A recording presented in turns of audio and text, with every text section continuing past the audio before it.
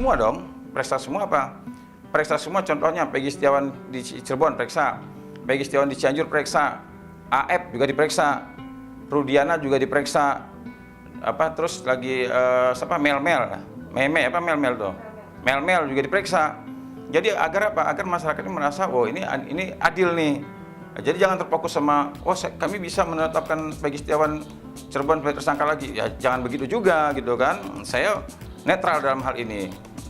Artinya tidak membela Peggy Setiawan yang di Cirebon, ya tidak juga membela Peggy Setiawan yang di Cianjur atau yang lainnya. Saya netral dalam hal ini. Artinya begini, equality before the law, persamaan itu sama. Kalau memang mau melakukan penyelidikan silakan. Tapi semua orang yang mengarah, mengasih keterangan bohong dan lain sebagainya ini periksa semua. Jadi agar apa? Agar ini kelihatanlah adilnya gitu kan. Ya kalau menurut saya kan dia bukan hanya dia itu sebagai ayah korban ya. Dia juga sebagai ayah korban, dia juga pelapor, dia juga seorang polisi. Ya tentu dia pahamlah apa yang harus dia perbuat terhadap kegaduhan yang sekarang ini muncul kan. Kalau menurut saya ya sangat tidak bijak ya, sangat tidak sulit diterima dengan akal sehat kita kalau seandainya justru dia lari dari kenyataan ini. Ini kan dia harus hadapi. Ya, dia harus hadapi ya. Kalau memang dia di posisinya benar, kenapa mesti takut? Ya. Ferdy Sambo itu bintang 2. Mau diperiksa dia ngasih keterangan kok di media. Setelah diperiksa juga ngasih keterangan di media, bahkan sampai dia terakhir pun dinyatakan bersalah, diputus masuk penjara, dia masih bicara gitu kan. Permasalahannya apa yang disampaikan itu bisa meyakinkan masyarakat atau tidak itu urusan lain. Tapi secara gentleman harus dia ngomong dong. Sebenarnya begini, sebenarnya begitu, ngomong aja. Kalau saya malah ini kan semakin kuat kecurigaan masyarakat kan. Rencana besok kita mau mendaftarkan gugatan. Nah, gugatan itu kita tujukan kepada Pak Kapolri. Kenapa Pak Kapolri? Karena menurut undang-undang ya, pimpinan ya, artinya pimpinan Kepolisian Republik Indonesia ini adalah Pak Kapolri yang memiliki tanggung jawab terhadap penyelenggaraan fungsinya pihak polisian. Nah, kami menganggap bahwa ini ternyata fungsinya tidak berjalan nih, ya ada yang terhambat. Apa terhambatnya? Karena ada barang bukti ya yang disita, ternyata ini tidak dibuka. Padahal menurut peraturan perundang-undangan barang yang disita adalah barang bukti terkait dengan dugaan tindak pidana. Nah, tapi ternyata barang yang disita ini sudah disita namun tidak dibuka. Nah, inilah kami akan mengajukan gugatan perihal perbuatan melawan hukum. Untuk itu kami minta teman-teman bersabar karena prosesnya harus berjalan sebagaimana prosedur yang ada. Tolong supaya seluruh penyidik ini melakukan langkah-langkah tindak profesionalisme. Berikan kepastian hukum kepada masyarakat. Jangan ada tebang pilih, jangan ada merasa berkeadilan tapi tidak adil bagi orang lain. Jadi semua keadilan itu adalah milik daripada masyarakat.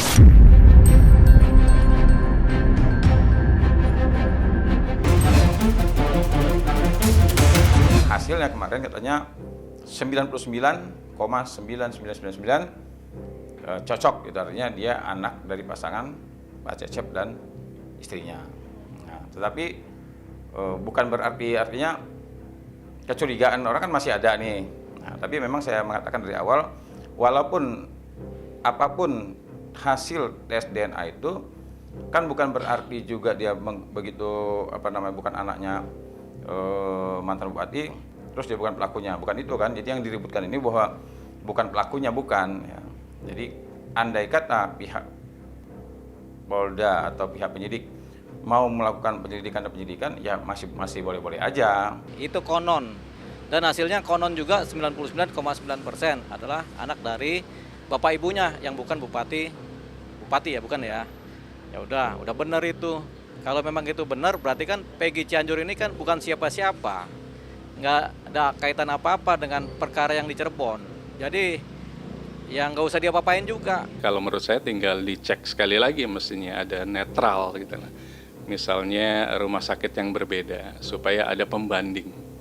apakah di rumah sakit yang baru itu Peggy Cianjur tetap anaknya misalnya Pak Cecep misalnya.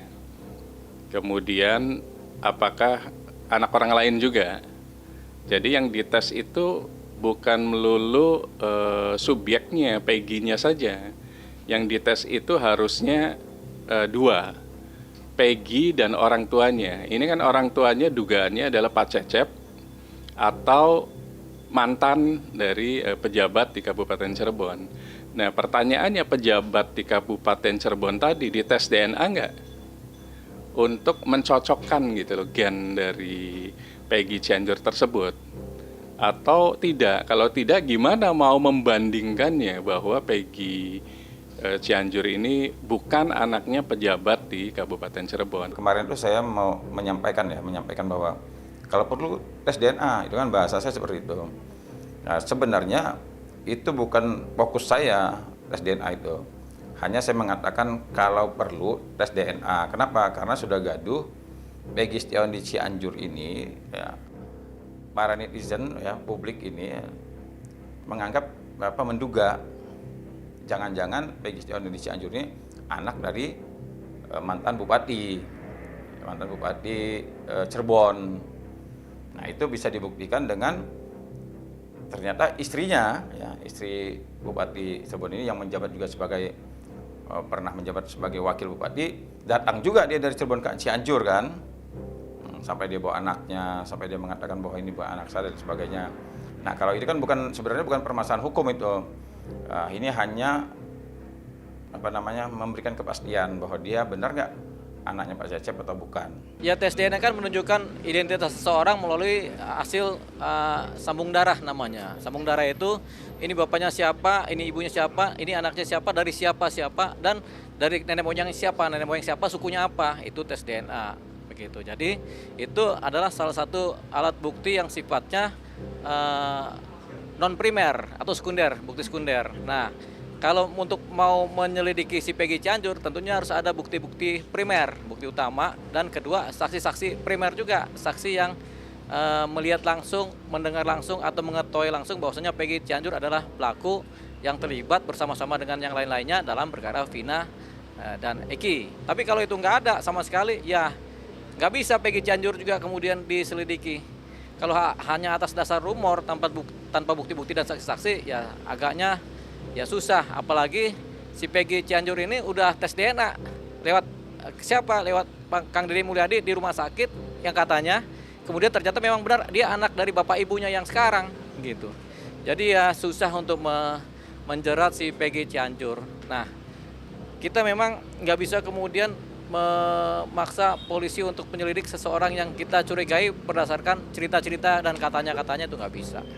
Polisi ya sudah, mending nggak usah diperiksa si Peggy Cianjur itu. Harusnya kalau mau fair, dites sekali lagi di sebuah rumah sakit yang netral, pembanding, yang kedua lah. Kemudian yang dugaan orang tua sebenarnya itu pun harus dites juga. Berarti sama, kalau rambut berarti rambut juga, keringat, darah, dan lain-lain. Supaya dicocokkan. Nah, tinggal kalau memang ternyata yang kedua kemudian dibuka, diperlihatkan tesnya bahwa memang bukan anaknya pejabat Cirebon, ya kita harus fair juga gitu loh. Jangan menjolimi lah, itu kan hak asasi manusia kan.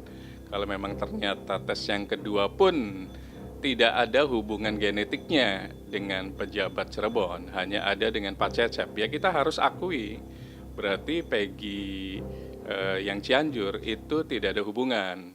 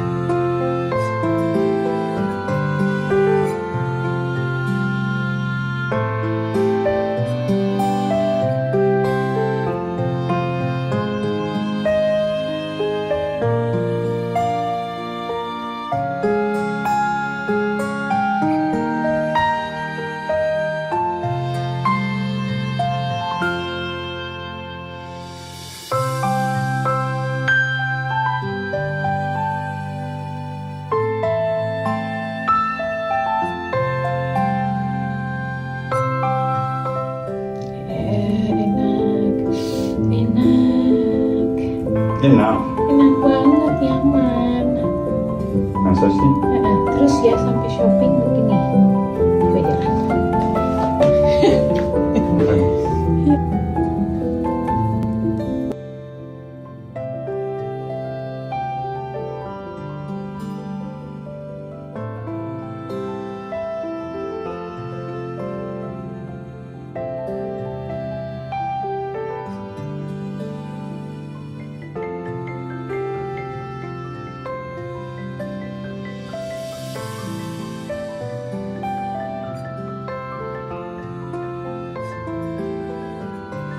Ya, jadi posisi untuk menyokong perut dari belakang begitu ya, oleh suami, oleh siapapun juga, itu akan memberikan kenyamanan memang, karena beban di tulang punggung itu menjadi lebih ringan karena perut yang menggantung ke depan menjadi terangkat sedikit, jadi nggak ada beban berlebihan di tulang punggung begitu. Biasanya kondisi perut menggantung seperti begitu itu bisa terjadi di kehamilan trimester kedua akhir ya, sampai trimester ketiga. Jadi sosok suami dalam kehamilan itu penting, tujuannya itu untuk menyamankan atau membuat istri jadi nyaman begitu, bukan cuma nyaman dengan mengangkat perut dari belakang aja gitu ya, masih banyak tugas-tugas lain, yaitu dengan misalnya seperti mijetin punggung kalau sakit begitu kan ya, kemudian misalnya seperti memberikan perhatian selama kehamilannya, mengantar untuk kontrol kehamilan juga begitu.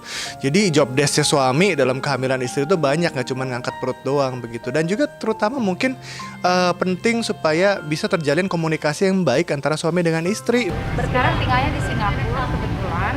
Kalau pulang ke Jakarta hanya untuk syuting iklan, gitu. Ada rekaman beberapa lagu. Menjadi bagian keluarga Something pasti memikirkan sebelumnya seperti apa. Tapi ya saya senang aja, sekarang kan saya sebagai istri, jadi pasti tentunya saya harus melakukan seizin beliau, seizin suami. Banyak bersyukur. Tentunya kalau orang muslim banyak ibadah sholatnya dibanyakin. Itu.